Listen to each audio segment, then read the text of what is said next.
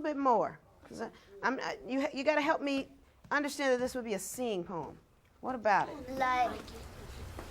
Like people, like you can see it in your mind. Oh, you can see it in your mind. So what's going to make you see it in your mind? The director. What do you mean? Like when it's raining or when you can see the sun. Well, how will I know that in a poem?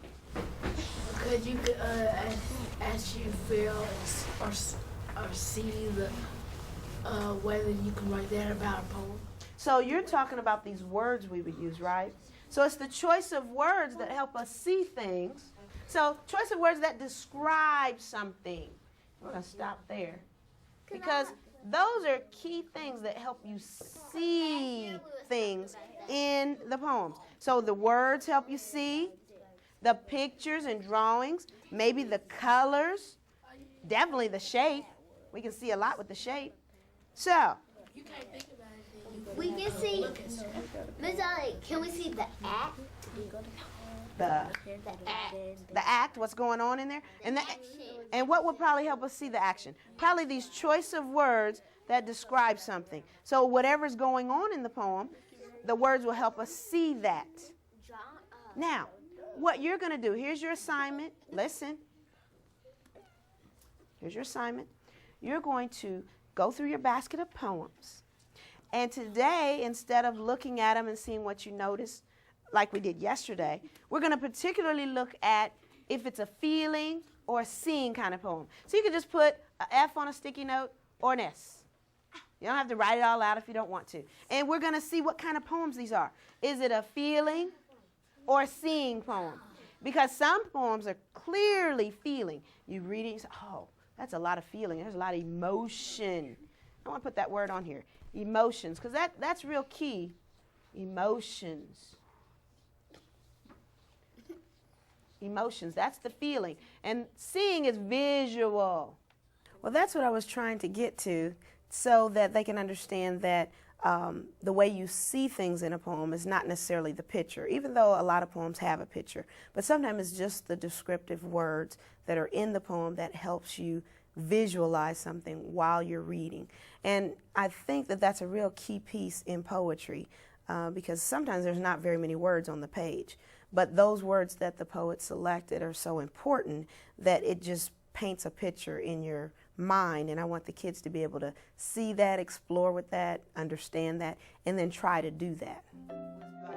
After the students brainstorm characteristics of feeling and seeing poems, they return to their tables, where they go through the baskets of poetry, looking for examples of each category.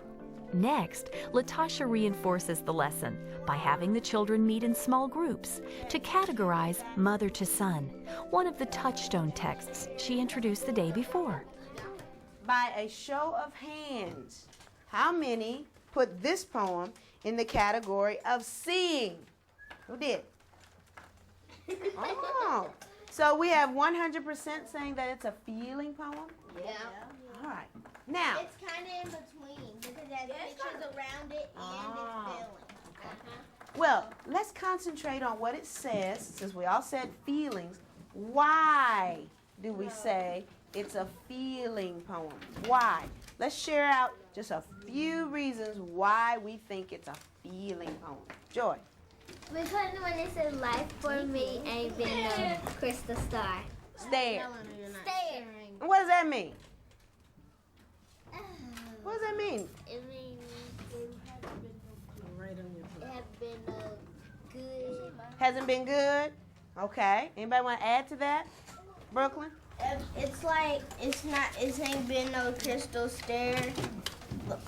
It's had aches in it and splinters and boards torn up and places with no carpet on the floor there.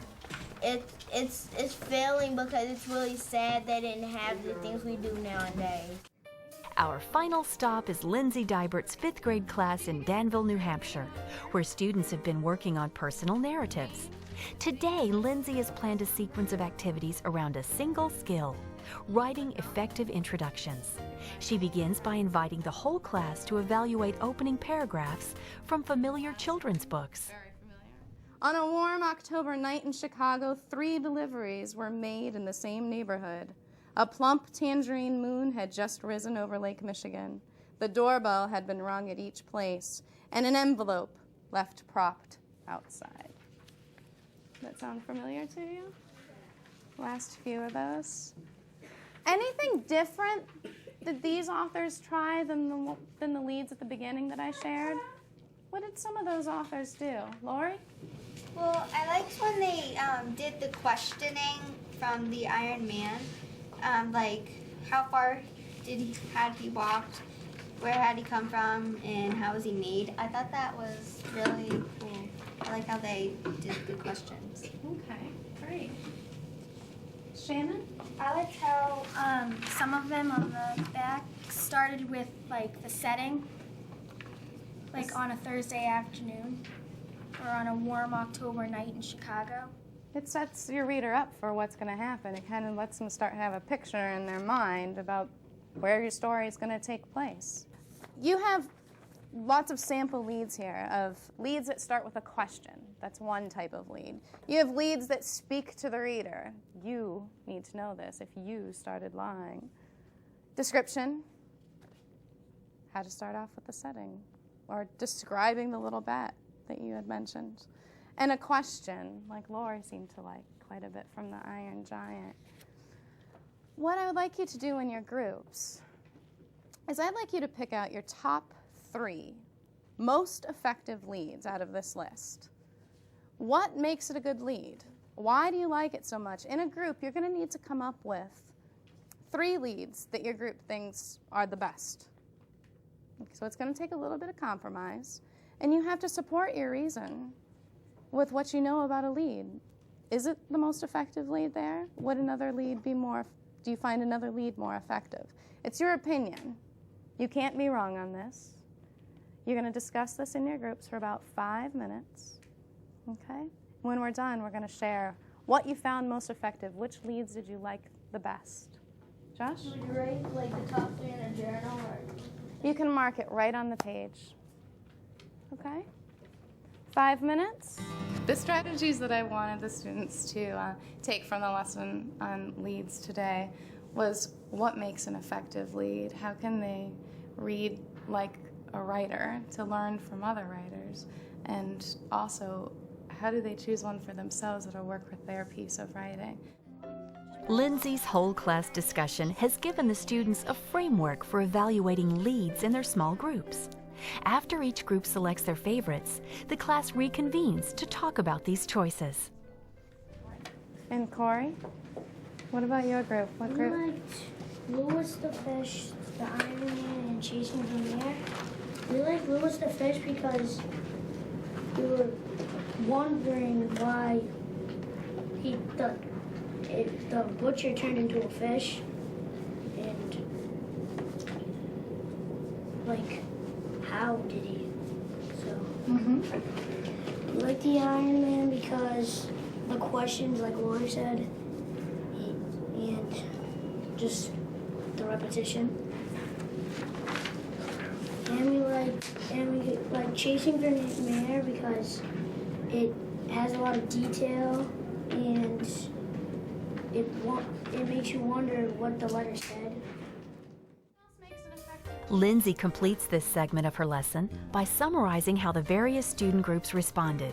Now she has a charge for her students. Based on these or other opening paragraphs, come up with 3 alternative leads for your personal narrative.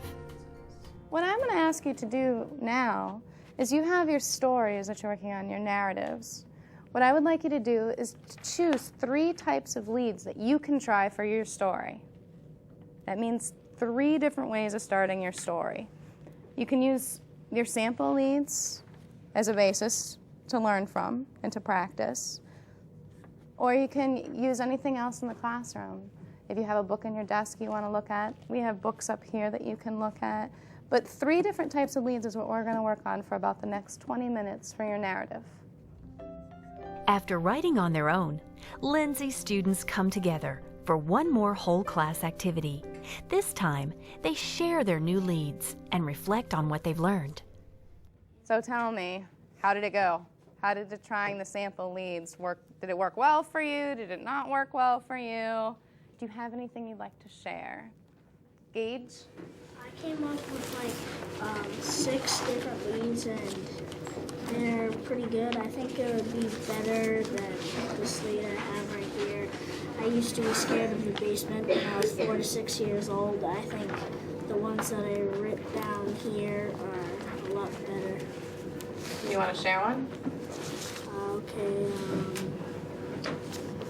the fear of the basement found me and haunted me for 2 years when I was 4 to 6 years old.